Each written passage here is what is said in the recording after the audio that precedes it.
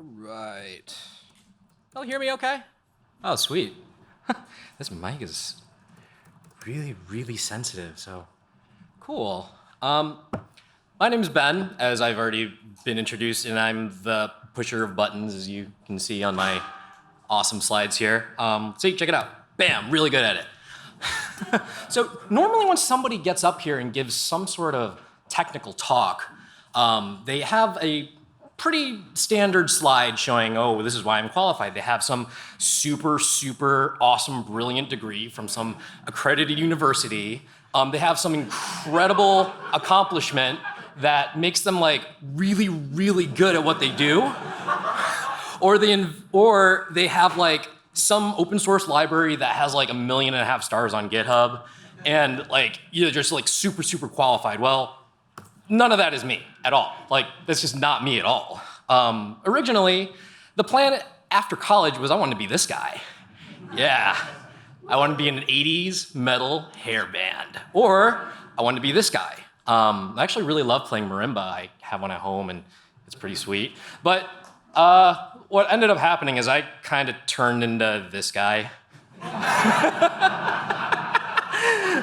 So you're probably wondering, somewhere along the way, I taught myself how to code. And anyone in the audience here who knows how to code or is in the process of learning how to code understand that it's just not easy. It's really, really hard. And there's a big emotional roller coaster that you have. Does something work? Does something not work? Oh my gosh, why is it working? Why is it not working? Like, what is going on? I just don't know. And then there's these highs and these lows. It's just all over the place. And it's one of these things that our conventional society says that, oh, you're supposed to get a degree in programming. Well, again, like I said before, this isn't me. This is the real about me. I have a bachelor's degree in music education from Illinois Wesleyan University.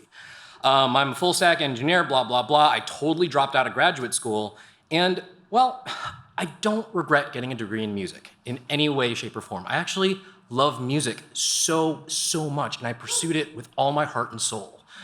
When I was in, thank you.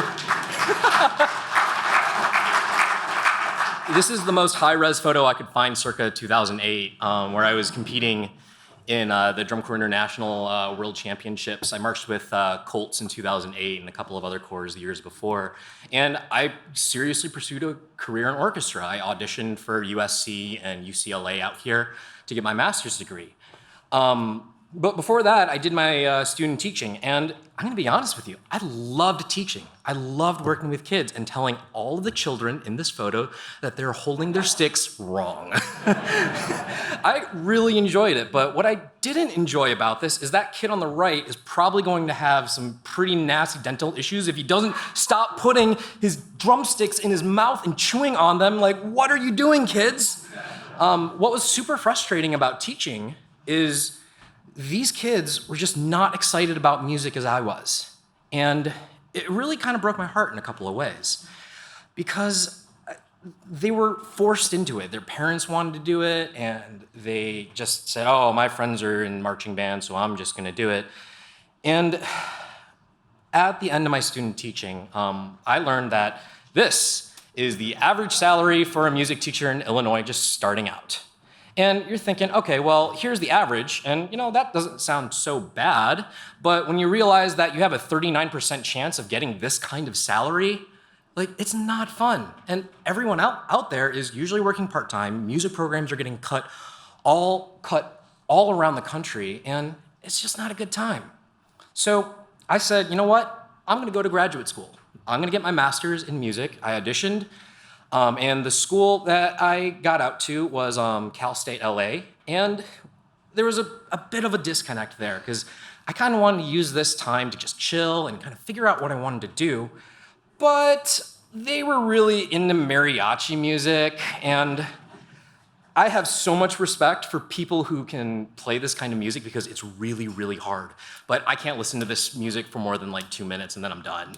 I just can't. So I said, nope. I don't want this at all. So what I ended up doing is I floated around for a little bit and I ended up getting a job as a construction salesman. And they said, hey, you get to do sales, you're a persuasive speaker, and you can make lots of money doing this. Oh, awesome. Yay, sounds really, really cool. But they said all of these wonderful things, like $1,400 a week, flexible hours, unlimited vacation. Oh, this sounds like absolute heaven. Well, as I was working this job, they don't tell you that you can make up to $1,400 a week because it's a commission-only job.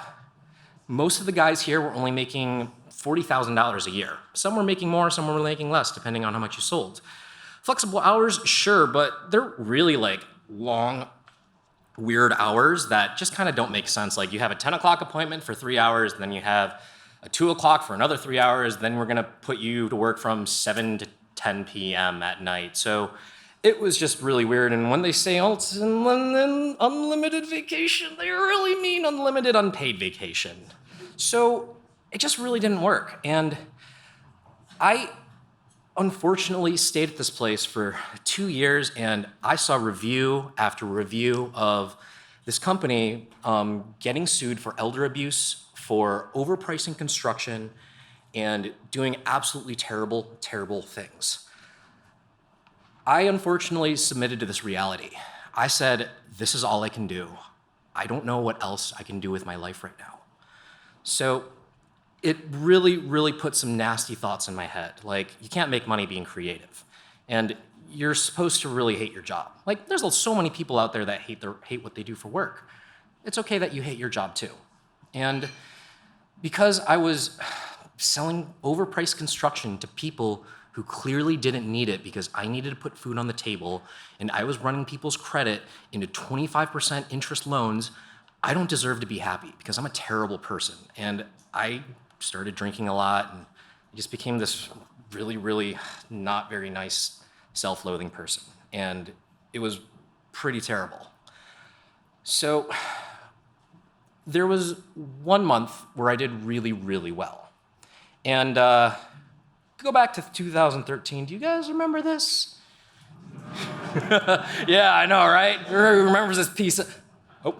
Super innovative, cutting edge technology. So amazing, right? Yeah. Check out this guy. Look at the blunder ears pictures of this guy. But the thing is, I actually really liked this thing, and I thought it was really cool. And I said, you know what? I wonder what apps I could build for this. I wonder what I could do. And the thing is, Google Glass was actually just an extension of Android, and Android's built on Java. So that's where I built my first Hello World. I built it for Google Glass on Android. It was hard. I didn't know what I was doing, but I figured it out. And there was something really special about this. I just got super, super into it. And so in between all of my appointments for this crazy, terrible construction sales job, I would go to coffee shops and I would just pull up my laptop and I would code.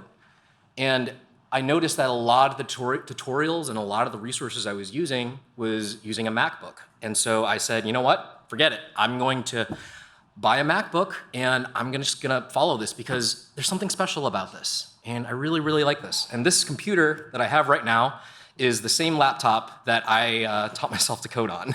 So it's like, oh, hey, little buddy. And of course, I went in even more debt because computers are confusing and expensive.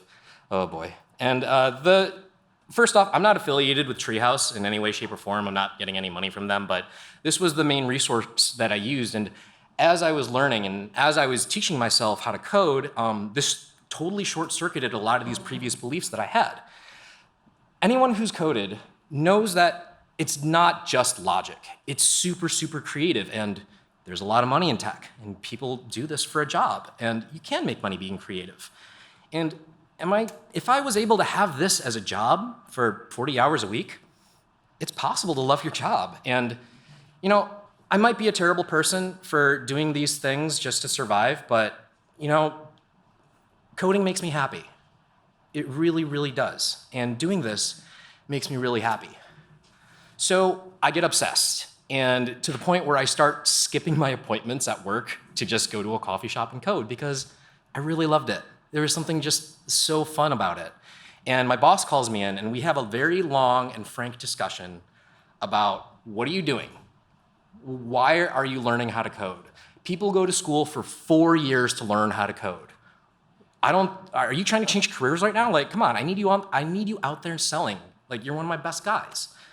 So after a long and frank discussion, I just, see ya. I told them, hey, I'm really not happy doing this. And for about a week, I tried to just code from home or code at a coffee shop, and it just didn't work. So what I did was, with the little bit of money that I had and the little bit of savings, is I went to a co-working space Monday through Friday, and I treated this just like a job. I was coding for about 8 to 10 hours a day, sometimes longer, usually longer. And in this period of time, I completely drained my 3 months worth of savings.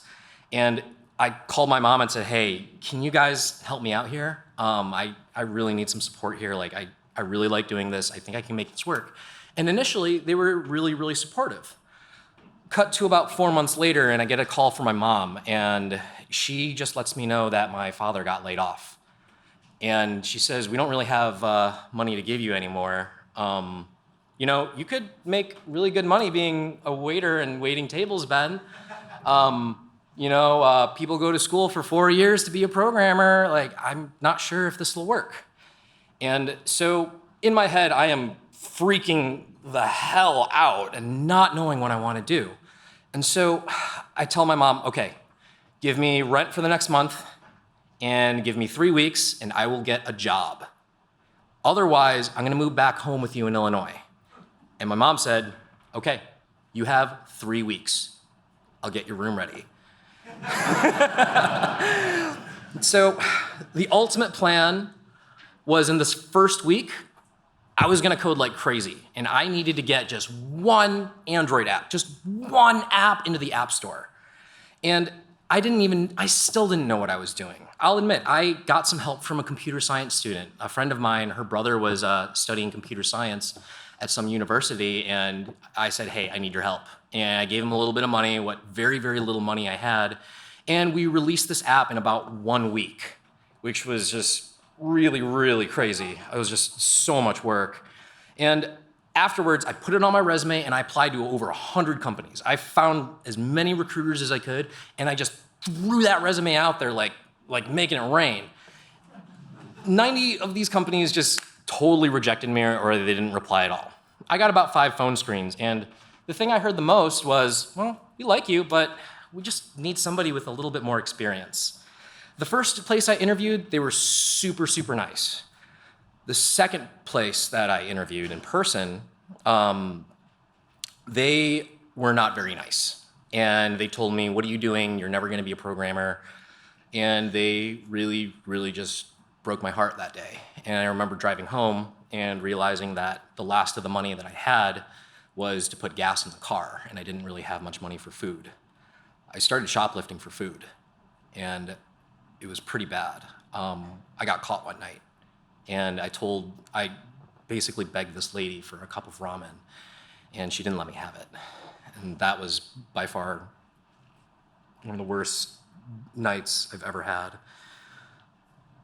A couple of days, sometime later, I can't even remember if it was the day or not, but I had a phone call with somebody from a company for a phone screen, and they didn't really ask anything technical. It wasn't like the interview before where they said, what's a binary search tree? I don't know. I don't know what a binary search tree. What's big O? I don't know. But this other place, they said, we need a map, and we need markers, and we need dialog boxes and stuff. How would you do this in Android? And I told them, oh, well, use an activity, and this is how activity life cycles work, and blah, blah, blah. And they said, hey, we really like you. Come down to our office. So I went down to their office. I signed a bunch of NDAs, so unfortunately I can't tell you how awesome this app was, but they said, after the interview, they said, all right, well, we have a couple of other people, but we're gonna keep you in mind. I said, great, thanks for having me. On the drive home, I got a call from them. I got a call from the recruiter who referred me to the job, and they said, hey, 72 and Sunny wants to give you an offer. So I said, oh my gosh, this is awesome. But I get to their office and I look over the contract. That's what happened. I looked at this and I said, oh my goodness, what am I gonna do? I've done this before. I have done this before in a week. I have an extra week now. I'm gonna make this, I'm gonna make this work. And so Luckily, they had food in this office, so I got food. Yeah, like this awesome buffet that's over here. Thanks, Google, you guys are awesome. And time just turned into this huge blur. I was in that office at 8, 9 a.m., and I wasn't leaving until 10 o'clock at night, sometimes 2 or 3 o'clock in the morning, worked weekends. And I finished a day early. I finished a whole day early, and I was about to turn my laptop that they issued to me in, and my boss looks at me, and he says, "Hey, do you know JavaScript?" And I went, "Yeah, I'll learn on the job." Now, in all honesty, I did pick front-end web development as a secondary thing as I was learning Android. And while I was learning Android and just to take breaks, because Java is just like a whole kind of thing with static typing and the extension and the classes and the stuff, I picked up JavaScript on the side. And afterwards, like, my life got awesome. Like, all of this that I thought was just a pipe dream, this was real. Like, this is all real in this industry. And after that moment, I was working there for like 6 months, and I got another job after that, and another job after that, and another job after that. Life got awesome. Man, it got so awesome. But needless to say, along this path to getting a super awesome life in this career that I absolutely love with all my heart and soul, just as much as music, if not more, I definitely made some mistakes along the way. I definitely, whoops. So a couple of things that I did wrong, and this is for anyone who is trying to change careers. Maybe you're learning how to code, maybe you're in a boot camp or whatnot. First off, I'll just say the obvious. I didn't even put it on the slide, but don't learn to code on experimental hardware like Google Glass. It's really, really hard. And plus, like, my Google Glass right now, I actually tried to turn it on a couple of days ago, and it still overheats and it almost burned the side of my temple. So don't learn to code on experimental hardware. That's the obvious one. These 3 things are the things that I totally did wrong. Is while I was coding, I would get super stressed out. And when you're stressed out and you're not thinking straight, it's really difficult to code because it's such a logical thing to do. A calm mind will do logic better. One of the best traits of the engineers that I've worked with who are super senior and absolutely brilliant are they keep a very level head. Now, it's important to learn the terminology. I didn't know what inheritance was, and I really didn't understand what Android activities were and all of this other stuff. And there's this sort of lingo we like to jokingly called Google Foo, which is the ability to ask Google a question and have it spit out what you need. And knowing the terminology, the syntax, and what things are called in whatever language you're doing is really important so that you can ask Google for what you're looking for, and it'll just deliver it to you on a silver platter. And the next thing is ask for help. It's totally okay to ask for help. And you guys are here at js.la, and we have an amazing Slack channel where there's a lot of really brilliant engineers on there, always willing to help people. The best programmers I know absolutely love to help people. Meetup groups are a great place to meet other developers. Slack and Discord groups, you don't even need to actually go anywhere. Like the React-to-Flux group on Discord is absolutely fantastic. And absolutely fantastic. Asking for help is a big exercise in humility and communication. And it's really important for your career. You just have to admit your shortcomings and what your limitations are. It's just really important to say, I can't do this. I don't know what to do.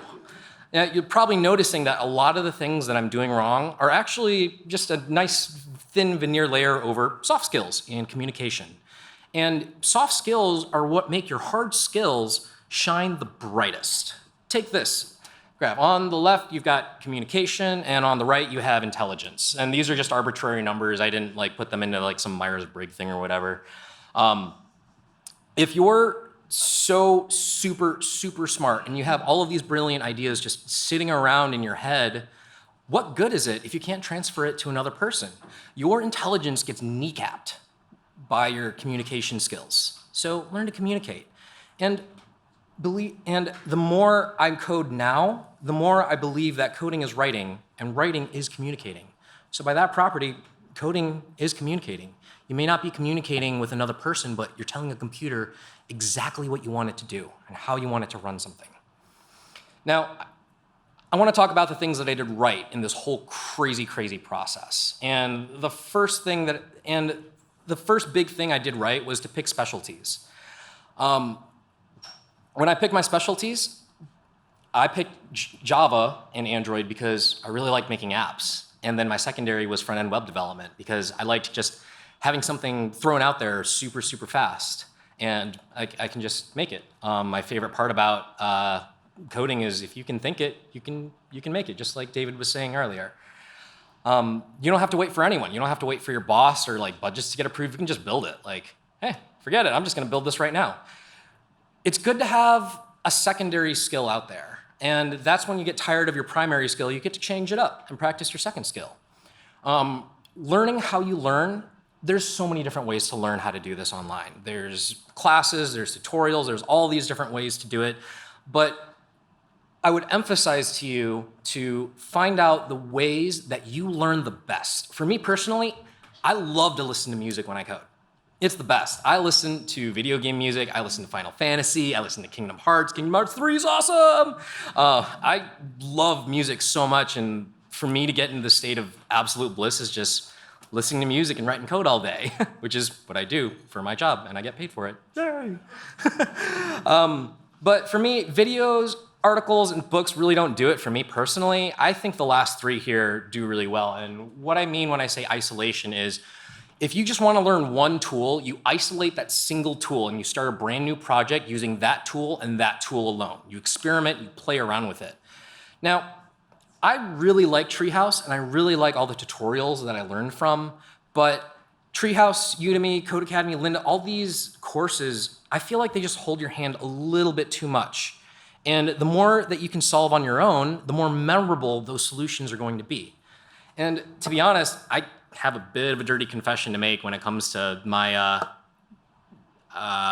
conventional ways of learning to code is I never completed the Android track on Treehouse. I just never did. Or the web development track. Like, I did maybe about 4 or 5 tutorials total. And then when I said, hey, how do I do this thing? I would just Google it. I'd just figure out how to do that one little thing. I took the knowledge that these tutorials gave me and I applied it to whatever I was going to do. So, and after so long, and after working in so many different platforms and so many different projects and so many different tools, you find all these patterns that you repeat over and over and over again. And that just reinforces how important the basics are to absolutely everything. Stop looking for guides that'll hold your hand and start understanding the small basic tasks that you need to do. If you have no idea where to start, use a tutorial, but don't be afraid to cut yourself loose from that and start Googling things. One thing that really bugs me about courses in general is they kind of treat languages like merit badges, and all the mainstream coding languages, they all have if-else. They all have loops and functions and variables. It's all the same. So really, the language itself, it's just the syntax is just a little bit different from language to language. They all have these basic things. If there was just one thing that I could go back in time and do differently through this whole process, I would try to share my knowledge a lot more. All of these things, like contributing to open source, I did Hacktoberfest last year, and I worked with some really, really wonderful developers from around the world. I've never met them in person, but they were able to show me like totally different ways to code. And helping out random internet strangers in Slack groups is actually a lot of fun. And you meet some really nice people. They will show you their gratitude when you're able to help them solve the problems. And the more foreign of a code base you get thrown into, the more learning opportunities there are. So don't be afraid to touch code. And you do need to share in the ways that you communicate best. And there's that word again, communication. For me, I really like writing. I absolutely love writing. And I wrote a book called Modern JavaScript by Example. So this is my shameless plug here, but oh, it's open source and free, so I don't get anything from it. But this book is all for you guys here and for anyone who wants to learn to code. I absolutely wrote this book with all my heart and soul. I worked on it for about a year, and I just like went through revision after revision after revision, and I built it in Gatsby and React and all the cool open source things, woohoo. But now I just want to get real with you guys for a bit. And like I said in the beginning, learning to code is hard. It's really, really hard. And the way that I did it was super, super extreme. It was not like, oh, do the boot camp and then go get a job. Like, no, I didn't do any of that. It takes time. It really, really takes a lot of time. And there's no way around that. There are no shortcuts to speed up time. All you can do is put in the work. It's just a lot of work to become a programmer from scratch. And you just have to do it. If you want to lose weight, you have to eat healthy and you have to exercise. If you want to learn how to code, you have to put in the time and you have to put in the discipline to do it. Anyone who says that you can learn to code in 12 weeks, in my opinion, I feel like they're lying, and shame on anyone who advertises that. It takes way, way more than 12 weeks to learn how to code. I may have gotten super, super lucky, and I may have survivorship bias from all the craziness that I went through to get this career that I have today. But if there's two things that you could take out of this talk, there's two things that I did that got me up here on the stage today. And the first thing is I had fun. I had so much fun doing this. And even through all of the frustrations, all of the things that broke, all of the things were last minute, all of the things that made me really question all of my decisions that I've made, I actually enjoyed the process a lot. I had fun during this whole journey, and I enjoyed the process. And if I one day got struck by lightning and lost all of my programming skills, I would do this whole thing again because I loved every moment of it. Thanks so much for having me.